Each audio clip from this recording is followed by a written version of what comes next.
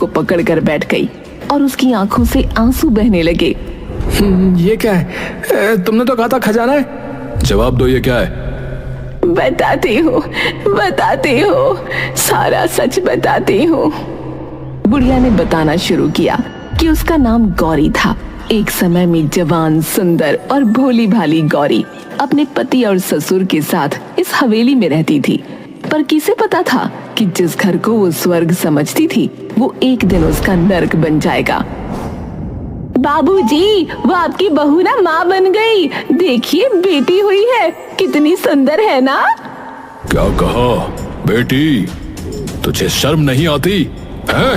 हमारे खानदान में बेटी नहीं होती, बेटा चाहिए था, बेटा। मुझे तो इससे बात भी नहीं करनी, निकम्मी औरत।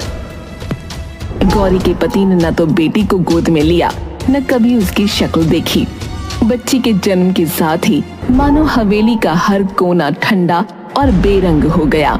गौरी अकेली पड़ गई, अपनी नन्ही जान को सीने से लगाकर हर दिन अपमान और तानों से लड़ती। बाबा, मैं क्या करूं? मुझे बेटा चाहिए, कोई उपाय बताओ। उपाय है, अपनी बेटी की बलि चढ़ाओ। रक्त की आग में पुत्र की राख से जन्म होगा। उसने बिना कुछ सोचे तांत्रिक की बात मान ली। एक रात हवेली के तहखाने में जहां अंधेरा रहता था, वहीं उसने अपनी ही बेटी की हत्या कर दी। उसके साथ उसका ससुर और 2 नौकर भी थे। सबने देखा, लेकिन सब चुप थे। उधर गौरी की आंख खुली तो बच्ची को न देखकर तड़प उठी। मेरी बच्ची कहाँ है? वो तो मेरे साथ थी। गौरी उसे हर जगह ढूंढते हुए आखिरकार तहखाने की ओर भागी और वहां का नजारा देख चीख पड़ी। नहीं, ये क्या कर दिया तुमने?